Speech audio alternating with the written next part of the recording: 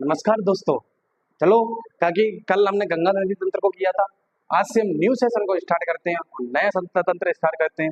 उसका नाम होगा सिंधु नदी तंत्र।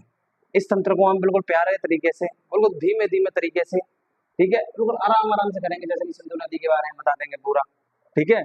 सिंधु नदी के बारे में बता दिया, ये कहाँ से निकलती है, किस ग्लेशियर से निकलती है और किस स्थान से निकलती है, कौन सी श्रेणी है और किन दो श्रेणियों के बीच में प्रवाहित होती है, इसकी बाएं बाएं तट की सहायिकाएं कौन सी हैं, दाएं तट की सहायिकाएं कौन सी हैं। तो इन सबको आज बिल्कुल डिटेल से देखेंगे। बिल्कुल डिटेल क्या देखना होता है, तो वनडे एग्जाम होते हैं उनमें सारा यही आता है और कुछ आता ही नहीं है। तो इसलिए चलो धीमे धीमे करके हम बिल्कुल कहते हैं ना, धीरे धीरे। वो आपने सुना है ना, किसी कवि ने कहा है, धीरे धीरे रे मना धीरे धीरे होए और माली सींचे सौ गेड़ा ऋतु आवे तो फल होए। तो धीमे धीमे जो चलेगा ना, वो बहुत आगे जाएगा। और जो एकदम कछुआ की रफ्तार, वो खरगोश की रफ्तार पकड़ेगा, वो कभी आगे नहीं जा सकता। इसलिए धीरे धीरे रे मना धीरे धीरे होए और माली सींचे सौ घड़ा ऋतु आवे तो फल होए। तो ऋतु आएगी तभी फल होगा ना। तो अपनी बस मेहनत कंटिन्यूस रखो। तो इसलिए बस सपोर्ट बनाए रखो। चलो सिंधु नदी पर चलते हैं, पहले चित्र में देखते हैं, ठीक है। तो चित्र में देखते हैं इसका उद्गम कहाँ से होता है। तिब्बत में होता है, ठीक है। और तिब्बत में होता है तो कौन सी झील है वहां पे, मानसरोवर झील है, ठीक है। मानसरोवर झील है तो कौन सी पर्वत श्रेणी है, कैलाश पर्वत श्रेणी है। और उसमें ग्लेशियर पूछ ले तो छेमा यूडुंग ग्लेशियर से होती है। तो ये सब चीज बता दी। आपसे तीन चीज पूछ सकता है, कहाँ से होता है, तिब्बत से। तिब्बत में पूछा कौन सी झील है, मानसरोवर झील। आपसे पूछ कौन सी पर्वत श्रेणी है, कैलाश पर्वत श्रेणी, ठीक है। आपसे पूछ ले कौन सा ग्लेशियर है, तो छेमा यूडुंग ग्लेशियर। अब क्या ही पूछेगा इससे ज्यादा, और कुछ है ही नहीं वहां तो उद्गम के लिए। अब ये भारत में कहाँ प्रवेश करती है, तो दमचौक नामक स्थान है। दमचौक नामक स्थान पर ये भारत में प्रवेश कर जाती है, ठीक है। और इसका निकास बिंदु का है, चिल्लासा नामक स्थान से निकास कर जाती है। निकास मतलब निकल जाती है चिल्लासा नामक स्थान से। और ये किन दो रेंजों के बीच में बहती है, मैंने बताई थी ना, काराकोरम लद्दाख और जास्कर। तो लद्दाख की ये श्रेणी यहाँ से कैलाश की, तो लद्दाख और जास्कर के बीच में प्रवाहित होती है, ठीक है। तो इसमें मैंने लिख रखा है। तिब्बत में इसे सिंगी खंबाब कहा जाता है, ठीक है। यह उत्तर पश्चिमी दिशा में प्रवाहित होती है, उत्तर पश्चिम दिशा में प्रवाहित हो गई, ठीक है। और यह लद्दाख और जास्कर श्रेणियों के बीच में प्रवाहित होती है। सिंधु नदी लद्दाख श्रेणी को काटती है, देखो ये काट रही है, यहाँ लद्दाख श्रेणी को काट रही है, सिंधु नदी काटती हुई आती है। और सिंधु की बाएं तट की सहायक नदी कौन सी है, झेलम, चेनाब, रावी, ब्यास और सतलज, जास्कर और द्रास। और दाएं तट की है खुर्रम, तोची, गोमल, बिम्बोआ, सेंगर और गिलगित। ये क्या है, बाई ओर की, दाई ओर की है। और बाई ओर की मैंने बताई थी झेलम, चेनाब, इनसे ही पंचनद बनता है। 1 2 3 4 5, इन पांचों को मिला के क्या बनता है, पंचनद, ठीक है।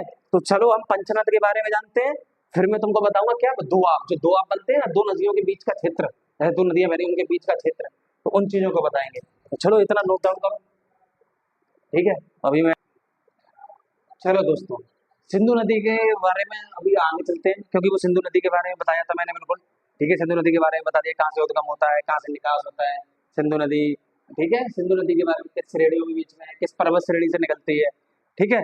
तो अब चलते हैं आगे हम पंचनद के बारे में। जो पंचनद, जो 5 रिवर्स इन पंजाब, तो पंजाब में 5 रिवर्स है, उन्हें पंचनद बोला जाता है।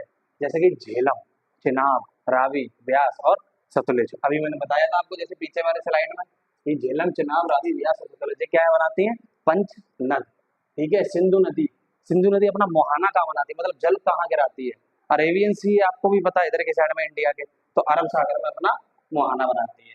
और सिंधु नदी जल समझौता, ये इसलिए बता रहे हैं हम, क्योंकि अभी आपको पता होगा ऑपरेशन सिंदूर चला था ना, तो मोदी जी ने क्या किया था, सिंधु नदी जल समझौता को क्या कर दिया था, निष्कासित कर दिया था, कह दिया था कि हम नहीं मानेंगे। क्यों, क्योंकि इसके थ्रू 20% पानी बस भारत यूज करता था, ठीक है।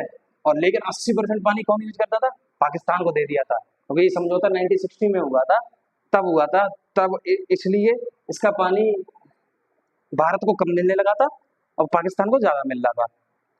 तो भी भारत ने कुछ नहीं कहा, इतने, सॉरी थोड़ा बाल आ गया, तो भी भारत ने कुछ नहीं कहा, उसने तो भी पानी दिया, बहुत लड़ाइयां हुई तो भी कुछ नहीं कहा। लेकिन जब वो पानी कहते हैं ना कि सर से ऊपर हो जाए, तो फिर थोड़ा कदम थोड़ा बड़ा उठाना पड़ता है।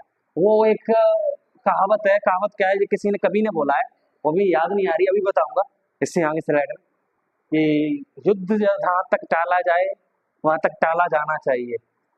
तो यही कहावत है, इसे मैं बताऊंगा अच्छे से। ठीक है, तो इसी के बारे में आया। तो ये ब्यास, रावी और सतलुज भारत के हिस्से में जो पूर्वी नदियां हैं और पश्चिमी नदियां जैसे कि सिंधु है, चिनाब, जो सिंधु है, चिनाब और झेलम, ये पाकिस्तान के हिस्से में। ठीक है, तो ये पश्चिमी नदी जी, सिंधु नदी जल समझौता है, बस इतनी डीपली जाना नहीं है। वनडे पकड़ना है तो ऐसा ही करना पड़ेगा। तो ये कर लिया हमने। ठीक है, सिंधु नदी मोहाना कहाँ बनाती है? अरेबियन सी में बनाती है, पंचनद बता दी है। अब इसके बाद हम पढ़ेंगे दो आब। दो आब मैंने बताई थी, दो नदियों के बीच का स्थान। उस दो आब को पढ़ने वाले हैं। चलो इतना नोट डाउन करो।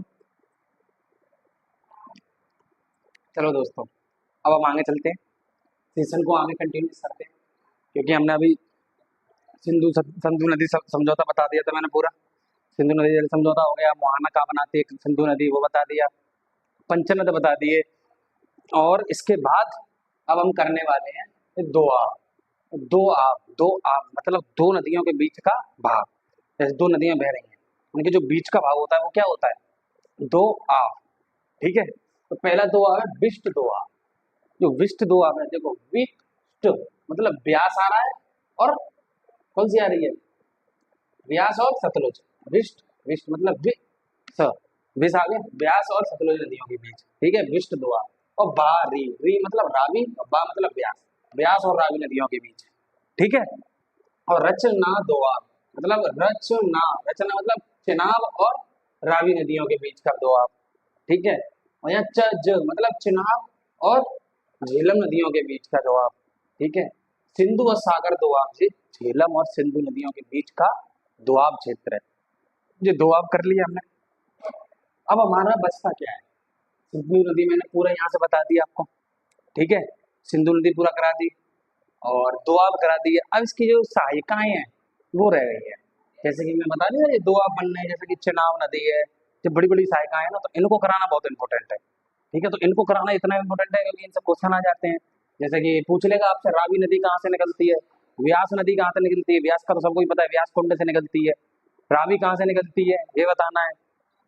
और व्यास, रावी, चिनाब, झेलम, ये सब नदियों का उद्गम बताना है। और ये सतलुज में मिलती है, ब्यास नदी सतलुज में मिल जाती है वहीं की वहीं। ठीक है, तो मैं ये चीजों को मैं सोच रहा हूँ कल कराऊं, क्योंकि आज गर्मी बहुत हो रही है। क्योंकि मैं ये जो कंटेंट दे रहा हूँ ये मत सोचना कि ये तुम्हें तुरंत मिल जाता। अगर वैसे लिखाने पर आ जाओ ना मैं, ये कम से कम रियलिटी बोल रहा हूँ, 30 मिनट से कम का नहीं है, 30 से 35 मिनट का। क्यों? क्योंकि एक एक चीज लिखूंगा। ठीक है, नोट डाउन करने में टाइम लगता है, मैं यहाँ नोट डाउन कर देता हूँ तो मुझे पता है मेरा टाइम कैसे निकल रहा है। ठीक है, तो इन्हें लिखूंगा तुम्हारे आगे, एक एक चीज लिखूंगा। फिगर बनाने में, तो इस फिगर बनाने में कम से कम 10 से 15 10 मिनट निकल जाएंगे। 10 मिनट निकलेंगे तो कम से कम 7-8 मिनट निकल जाएंगे इसमें। अब बताओ, तो इसलिए तो इसको धीमे धीमे करना बहुत अच्छा है। और जितना तुम्हें कम कंटेंट मिलेगा एक दिन में, उसे रिवाइज कर सकते हो मल्टीपल टाइम्स। वही चीज सुनी है ना, सफल होने का सबसे अच्छा तरीका क्या है? Minimum resources, multiples revision. तो ये चीज अपना अपना लो। ठीक है, और एक स्वामी विवेकानंद भी कहते हैं कि एक विचार लो, उसे अपना जीवन बना लो, उसके बारे में सोचो, उसके बारे में सोचो, जियो उसके लिए, उसको अपनी नसों में, शरीर के हर अंग में दौड़ाओ, और सारे विचारों को दरकिनार कर दो उसके आगे। यही एक सफल होने का तरीका है। एक विचार ले लो बस, कहाँ भाई मुझे सफल होना है, और जो दुनिया की जो भीड़ है ना, उसको मुझे कुछ नहीं करना। तो एक विचार लेना है हमेशा, और एक विचार ले लिया ना तो सफल होने से आपको कोई नहीं रोक सकता। ठीक है, और शुरुआत में मैं आपको बताया ही था एजुकेशन कितना बड़ा इंपॉर्टेंस है, बहुत बड़ा इंपॉर्टेंट रखती है। एजुकेशन बहुत बड़ा इंपॉर्टेंट रखती है। आज जो लोग सोचते हैं ना, क्या होता पढ़े लिखे घूम रहे हैं, पढ़े लिखे डिग्रियां से पढ़ा लिखा नहीं होता। पढ़ा लिखा होने का मतलब है ज्ञान कितना है उसके अंदर, कॉन्सेप्ट क्लियरिटी उसके अंदर कितना है। क्योंकि ज्योग्राफी एक ऐसा सब्जेक्ट है जो कंसेप्चुअल क्लियरिटी करता है। अब देखो यहाँ पर, देखो विश्व मतलब यहीं से पता चल रहा है, सतलुज और ब्यास, बारी, रावी और ब्यास, रचना मतलब चिनाब और रावी, चज मतलब चिनाब और झेलम, सिंधु सागर दो आब, ये झेलम और सिंधु नदी। तो ये दो आब ऐसे थोड़ी पता चल जाएंगे, तो ये सब कॉन्सेप्चुअल क्लियरिटी करनी पड़ती है इसमें, इसलिए ऐसे ही सिंपल नहीं है। ज्योग्राफी इतना सिंपल मत समझना, नहीं तो हम तुम्हें इतना कंटेंट दे देते बना के, हम पढ़ के आए 4 साल का ज्ञान है, 4 साल का जो हम दे रहे हैं ना आपको नॉलेज, वही चीज है।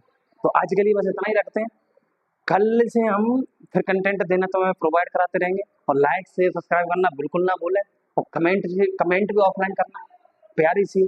और सबसे बड़ी चीज, कंटेंट अगर अच्छा लग रहा हो तो शेयर करना बिल्कुल ना भूलें, क्योंकि जो गांव दिराज में दूर दराज में बच्चे रहते हैं ना, उन तक नॉलेज पहुंचे। ये सोच रहे ना कि मैं खान साहब तो भी चलो 10-5 रुपए ले लेते हैं, मैं कुछ नहीं ले रहा, फ्री ऑफ कॉस्ट प्रोवाइड कराऊंगा हमेशा। अभी तो पॉलिटी लेके आऊंगा तब देखना पॉलिटी पढ़ाने का तरीका। तो इसलिए बस इतना ही रखते हैं आज के लिए, कल फिर हम लेके आते हैं। और लाइक शेयर सब्सक्राइब करते रहना, अपने भाई को सपोर्ट करते रहना। जय हिंद, जय भारत।